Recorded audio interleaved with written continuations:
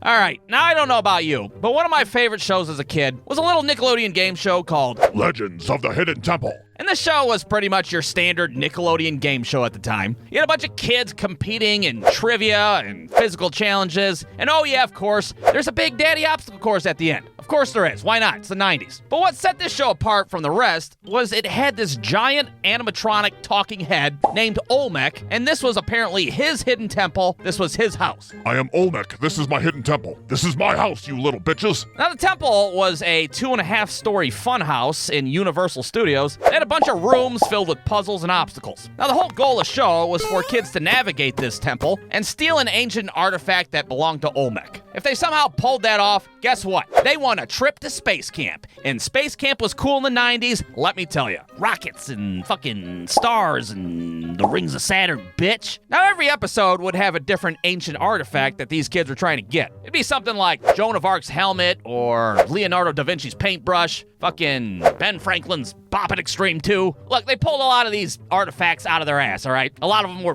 complete horseshit, if you ask me. Hell, a lot of the times they weren't even ancient artifacts. They'd be like New Age shit. Today's episode is The Legend of Bill Clinton's Golden Saxophone. And you'd be sitting on the couch like, Bill Clinton's golden saxophone? That motherfucker's still in office. What the hell? Now, the contestants on this show were made up of 6 teams, and they're all named after colored animals. You'd have teams like the Blue Barracudas, which was America's favorite team, we can all agree. And then you'd have teams like the poop-ass Purple Parrots, which everybody hated because they always sucked ass. I don't know if they did it on purpose, but it sure seemed like all the shittiest kids were always on the Purple Parrots. There'd be like a cross-eyed kid, some kid with a fucking gimpy polio leg and shit. Yeah, pretty shitty odds in Vegas if you ask me, on the fucking Purple Parrots. They sucked ass. Now, the show was hosted by a guy named Kirk Fogg. And ladies and gentlemen, I have to say, that's the shittiest name I ever heard of. Those fucking syllables don't go together. What the hell is that name? Can you believe some mother at some point in time looked at her newborn baby and was like, oh, he's the most precious thing in the world?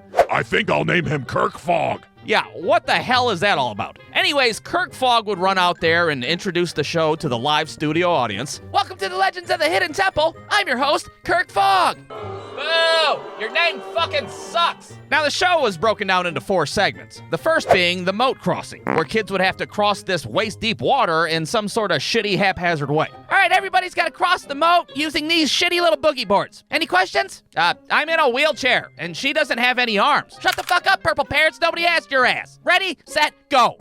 Now, this was kind of wild because only the 4 fastest teams got to move on. That means a third of the teams got eliminated within 2 minutes of the goddamn episode. Well, that's bad news for the Silver Snakes that are both fucking asthmatic and didn't even make it halfway across. And it's even worse news for the shitty Purple Parrots who were probably fucking face down in the water dead at that point. Their parents would be up in the stands like, what the hell? We're done already? God damn it, Travis, I had to take out a HELOC on our house to afford this trip to Florida. What the fuck? But hey, in true Nickelodeon fashion, at least they get some shitty consolation prizes, which was either a Looney Tunes wristwatch or, I shit you not, a goddamn bottle of chocolate syrup. What the hell? Whoopity do, Travis! Whoopity fucking do! Now, the 4 remaining teams would then move on to the next segment. The Steps of Knowledge. Now, if you had to, take a shit while watching this show, well, the Steps of Knowledge was a good segment to go ahead and take care of that, because it was just basic, boring-ass trivia. Olmec would be up there telling this long-winded fucking story about the ancient artifact. Bill Clinton enchanted all of America with his golden saxophone. He also invented the state of Arkansas, and he was half man, half penis. And then all of a sudden, boom, pop quiz time. You get a question right, you move down a row of the fucking Steps of Knowledge. The 2 teams that reach the bottom get to move on. How many women did Bill Clinton sleep with in 1996? Every single one? That is correct.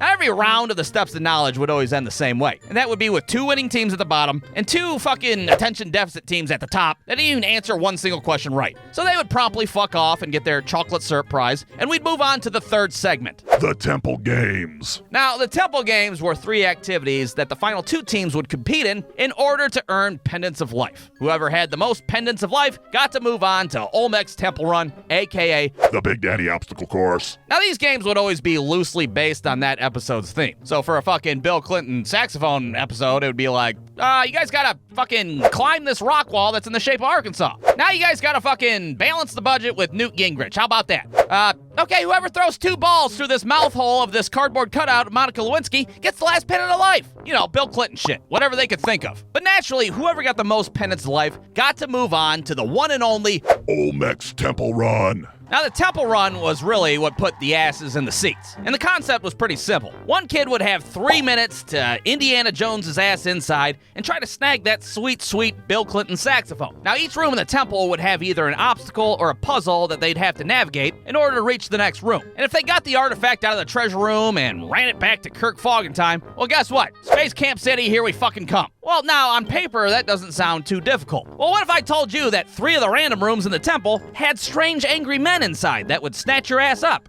Come here, you little fucker!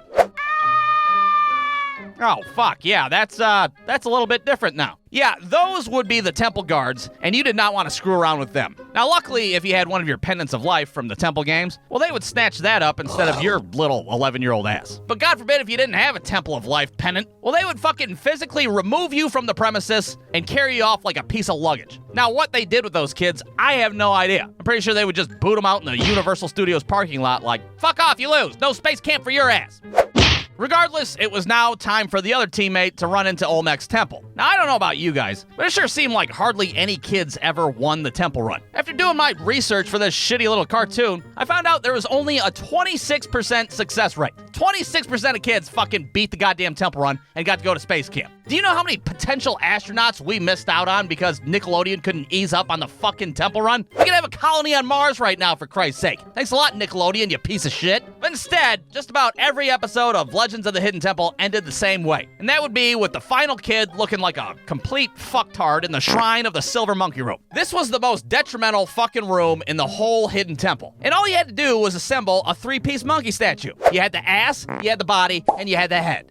That was it. That's all you had to do. But for whatever reason, it was the most perplexing thing to any child in the 90s. Kirk Fogg would be down there trying to help the kid and shit. No, you got the ass on top. The ass is on top of the head, you stupid idiot. Even Olmec would be chiming in there like, the ass is on top of the head. Have you ever seen an actual fucking monkey before? What the fuck? And then eventually, of course, time would run out, and that was it. Game over. The kid would have to take the walk of shame back to Kirk Fogg. They'd bring in the other asshole from the parking lot, and they'd both get their shitty consolation prizes. Fucking JanSport book bags filled with Hershey chocolate syrup. Whoopity-doo. Ah, well, shit. Looks like nobody's going to space camp. Fuck you guys. I'm your host, Kirk Fogg. Boo! Shitty name. That's a shitty name. We'll see you again next time on the Legends of the Hidden Temple. And that was it. That was your basic episode of the Legends of the Hidden Temple, at least the way that I remembered it when I was a kid. Now, if you guys like this episode, maybe I'll keep this series going, and maybe, perhaps, I won't wait 2 fucking years in between episodes. Wouldn't that be nice? Because I still want to talk about shows like The Supermarket Sweep, and hell, maybe even fucking American Gladiators, because honestly,